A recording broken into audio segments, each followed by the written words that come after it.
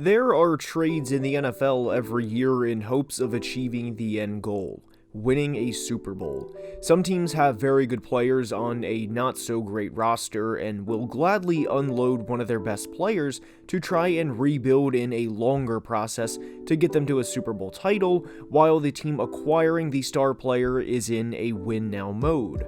There will be plenty of trades like that this offseason, and it's always a fun time to discuss the potential of the said new team and how the player's former team will replace their once said star.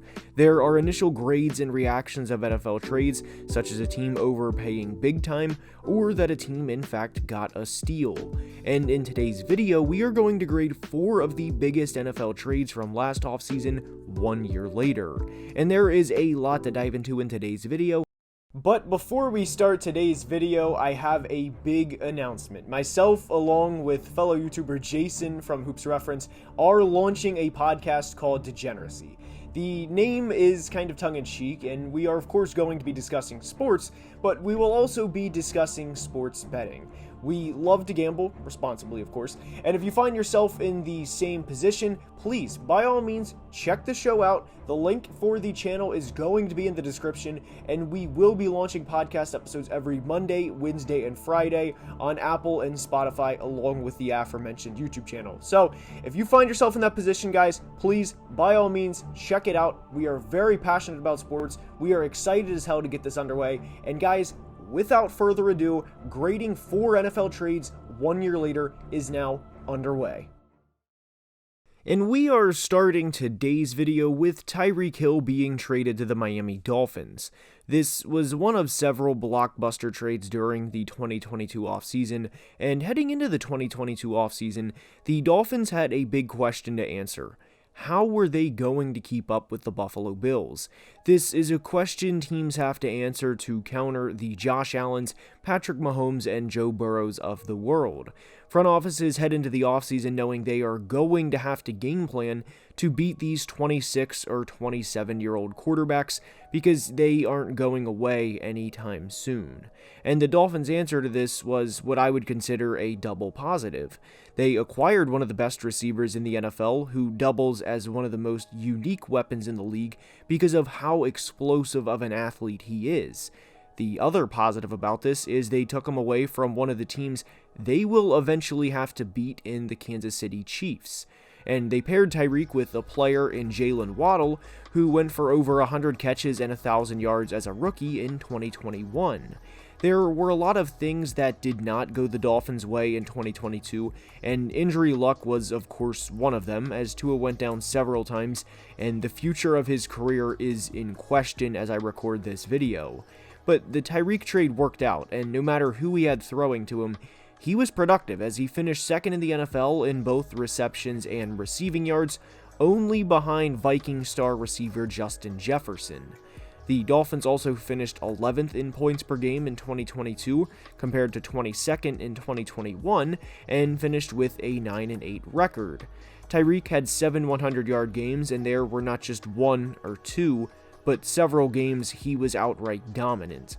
Within the Lions game and at the peak, or trough if you will, with how bad their season started, Detroit that is, the Dolphins had a track meet in the Motor City as Tua threw for over 380 yards and 3 touchdowns, while Tyreek and Jalen each had over 100 yards.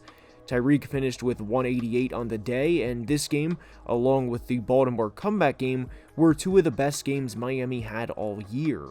The future of the Dolphins, especially at the quarterback position, is in question at this point in time, and you can't control these types of things happening. They are unpredictable, and from a franchise's standpoint, trading for a star receiver to help their team out and to help their young quarterback out, well, this couldn't have worked out any better, and a year later, the Dolphins get an A+. Next up is the Russell Wilson trade, and there is a lot to uncover here. The Denver Broncos, like the Miami Dolphins, knew they needed to make a big move to not keep up with the Chiefs, but to try and get to their level, as the Chiefs have won every division title since 2016. And the Broncos' 2021 season seems like it was in a different lifetime, but believe it or not, they finished 7-10 and had 5 one-score losses. And speaking out loud for a minute, if you flip those one-score losses, all of a sudden the Broncos become a 12-win team and would be adding Russell Wilson to their team. So there was a lot to like about this trade, as during his time in Seattle, Russ was a 9-time Pro Bowler and led the league in passer rating and touchdowns, each at one point in his career. In terms of safe bets, this seemed like a very safe bet, as Russ had thrown for over 30 touchdowns in 4 of his final 5 seasons in Seattle, and the only season he did not throw for 30 touchdowns, he threw for 25 in 2021, in a year he was injured and the Seahawks missed the playoffs. Reviewing this trade is not pleasant for Broncos fans, but they gave up 2 firsts, 2 seconds, and a 5th, and 3 players, those of course being Drew Lock, Noah Fant, and Shelby Harris. And if you would have told me a year ago the Seahawks would have the 5th overall pick, I would have said their season went about as expected, as the 49ers are in their division, and wondered how Geno or Drew Lock performed all year, and if they split snaps over the course of the 2022 season. Never in a million years would I have thought this would be the Broncos' pick, and the Seahawks would have made the playoffs, especially with their roster heading into the season. So for Seattle's side, this is an A++. We don't give out A++ grades often, but this is certainly worthy of the rare grade. They have benefited in every way imaginable, and they are more than likely going to draft a top defensive player to add to their already good young defense. For Denver, oh boy, this was a shit show of a year, and everyone likes to clown the trade and get their jokes in, but I truly do not blame the Broncos for making this trade and going for a Super Bowl title. I really don't, especially in that division with both Patrick and Justin Herbert. The only positive you can try and bring into 2023 if you are a Broncos fan is that Russ had 8 touchdowns during his final 4 games of the season, which would put him on pace for 34 for a full 17-game season. Unfortunately, that was too little too late, and for how much of a meme the Broncos became, and for the lack of results, this is an easy F. And from the Mile High City to Sin City we go to discuss the Devonte Adams trade 1 year later. And one of the biggest things to remember about these trades now is where these franchises were when they made the said trades. The Raiders lost in the wild card round of the playoffs to the Bengals and had a need at the receiver position. Devonte Adams was open to coming to Las Vegas to reunite with his former college quarterback Derek Carr, and the trade happened. Devonte is always near the top of receiver rankings, and for good reason, as he is an elite route runner, has great hands, and has impressive year after impressive year. And in Devonte's first year in Las Vegas, things obviously did not go according to plan from a team standpoint, but from a personal standpoint, he had one of the best years of his career, as he had 100 catches, marking his 3rd straight 100-catch year, and went for over 1,500 yards and 14 touchdowns. He finished 3rd in the NFL in receiving yards, and for the 2nd time in 3 years, he led the NFL in receiving touchdowns. The biggest thing to remember with the Devonte Adams trade is to not correlate team success with the results from this trade, because that is out of his hands. He can't help Derek Carr checking it down time after time after time, or Josh McDaniels not being a good head coach. The Raiders traded a 1st and a 2nd round pick for Devonte, and the production they received was very much worth the draft capital they gave up. And for the Raiders, this is an easy A+. For Green Bay, this is a little tricky because they struggled at times in 2022, due in large part to not having Devonte, because Aaron Rodgers wasn't comfortable and it was evident, especially when they started out 3-6. I do think Quay Walker, the player they used the 1st round pick from the Raiders on, will be a good linebacker for some time, and I think over time this trade will prove to be beneficial. The 2nd round pick was used to trade up to get Christian Watson, and like I said, I think this trade definitely worked out for both sides, but it's unfortunate for Green Bay to finish 8-9 a year after being the number 1 seed in the NFC, and a year after trading their number 1 receiver away. They are in a unique situation with Aaron Rodgers' future at the moment, but to get not 1 but 2 starters out of this trade, sure, they're not going to look like Devonte Adams, especially in year 1, as Devonte is more than likely going to end up in Canton 5 or 6 years after he retires, but with the potential that Quay Walker and Christian Watson each have, given they were first and second round picks, I think you could argue this is an A+ for both sides. And from Las Vegas, we go to Northeast Ohio to discuss the Texans-Browns trade, which centered around quarterback DeSean Watson. There's obviously a lot of layers to this trade and a lot of details, but the Texans are in one of the worst positions in all of football. They had the number 1 overall pick for most of the season, only to lose it to the Chicago Bears in Week 18 with a win over the division rival Colts.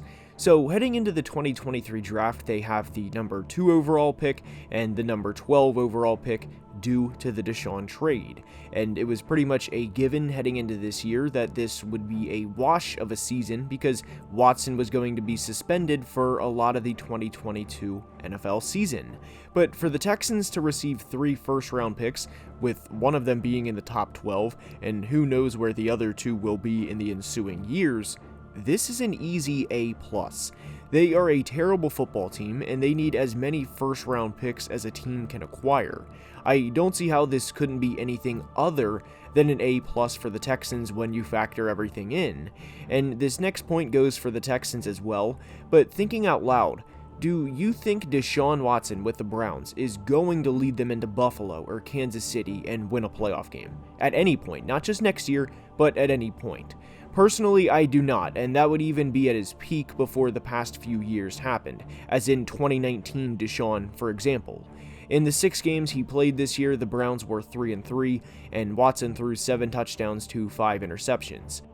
And given he hadn't played in nearly 2 full years, it shouldn't have come as a surprise he was very rusty, especially in the Texans game.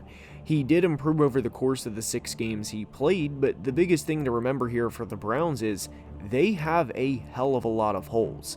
Yes, they recently fired defensive coordinator Joe Woods, but lost within the 3 first-round picks and acquiring who they believe to be their franchise quarterback is those picks could be used on either getting DeSean weapons or helping the defense out. And I get the Texans weren't just going to hand him over for nothing, but I don't think this trade is going to be very beneficial from a football standpoint in the long run, for Cleveland that is. Offensively, they will put up numbers, and dealing with both DeSean Watson and Nick Chubb for 17 games will be a pain in the ass for any team that plays them, but I don't think this was the trade to make under the circumstances. And with the simple question of, are the Browns ever going to win a Super Bowl with DeSean Watson, to which I think the answer is no, this grade is very difficult for the Browns, because with a full offseason and getting back to speed should, in theory, only help his progression and his game given he played 6 games down the stretch of the season. But this comes back to them winning a Super Bowl with him on the roster, and I don't think they will get to an AFC Championship game, let alone the Super Bowl. The roster is not as talented as some other AFC teams, and I think it's going to show during the 2023 season.